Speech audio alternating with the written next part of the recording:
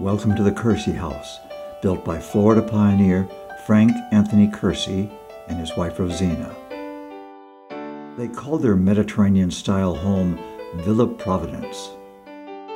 Frank Curci was born in 1875 in Bordeaux, France, the heart of the French wine country. Frank was educated in music and language, and he spoke 5 fluently.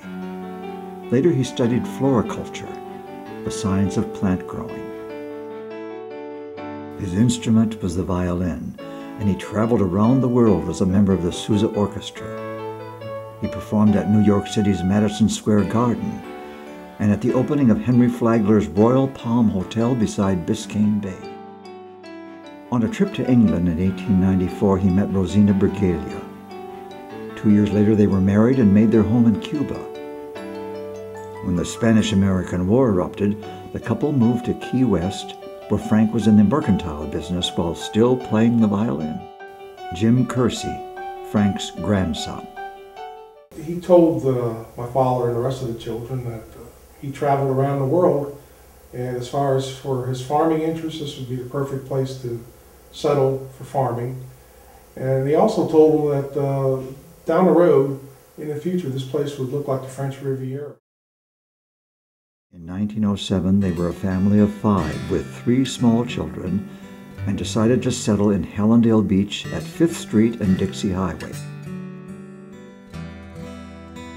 Frank hung up his violin bow and with $1,000 purchased this home and 15 acres of land with citrus and avocado trees. The Curcis became farmers. Later, Frank and Rosina acquired an additional 100 acres, including beachfront property. Once a month, Frank would pack up his family at 3 a.m. and set off for a day-long shopping trip to Miami. He also became a business owner. The Curci store at Dixie Highway and 5th Street sold furniture and had rooms to rent above. And during World War I, he served as a National Guardsman. In 1924, the family, which grew to 11 children, built their dream home. It was constructed of concrete with terracotta block walls, dade pine floors, and imported tile throughout.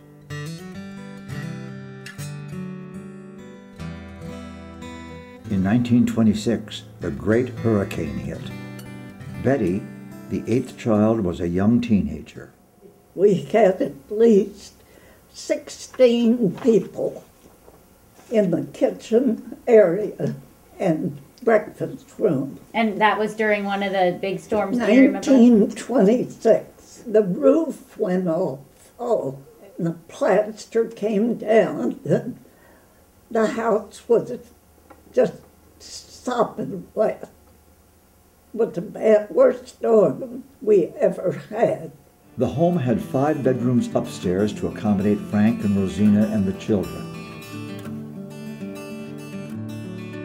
2 of Frank's sons, John and Ted, established Curci Brothers Trucking in 1935. Frank and Rosina lived in the home until the early 1950s. In 1946, they celebrated their 50th wedding anniversary. All right, here I am, the old man talking. 1875 was born, and today I celebrate my 50th golden wedding. I'm certainly glad it's my 50th anniversary, and God bless all my children. I'm glad to have them all around me. Rosina died in 1959, and Frank a year later.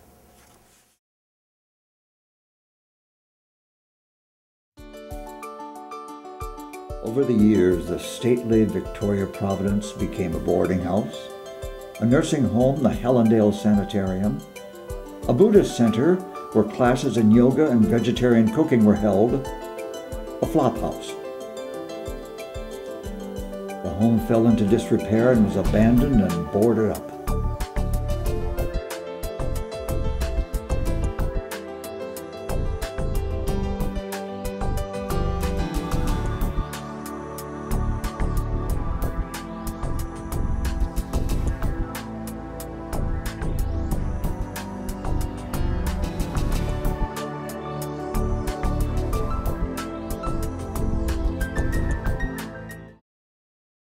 In 2003, real estate developer Richard Sean acquired several acres of land on which he would construct homes. The parcel of land included Villa Providence, now owned by the city.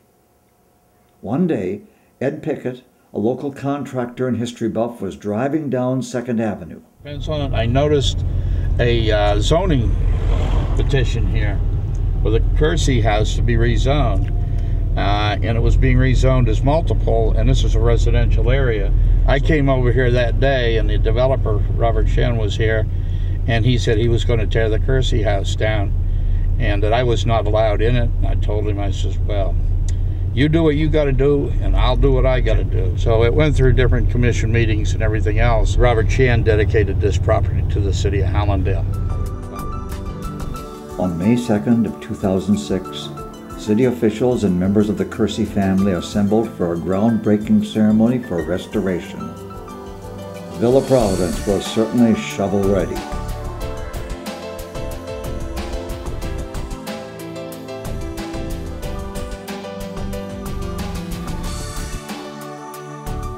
It was an ambitious project.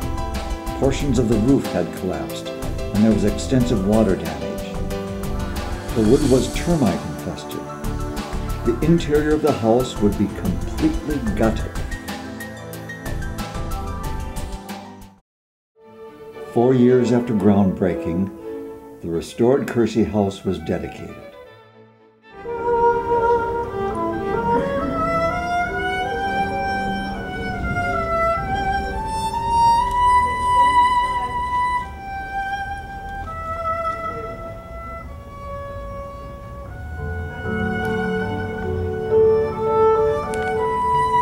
This would be the first historic property that the city of Hallandale Beach has fully restored and is now a public park. And that's wonderful. Thank you. Thank you.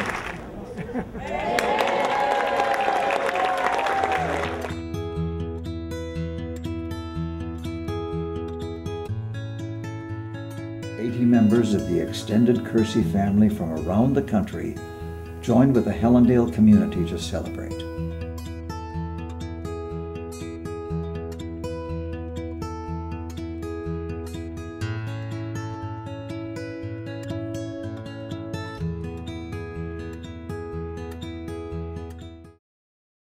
The second level of the home is not open for public tours. At the top of the stairs is the original and only bathroom. On its walls are Spanish tiles, now restored.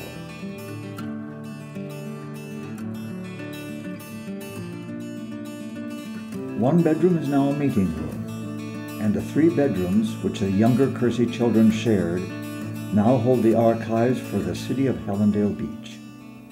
Enjoy your tour of the restored downstairs. Only a few of the furnishings are from the Curcis. Others are authentic to the period this house was occupied by Frank, Rosina, and the Curci children. Thank you for coming to visit.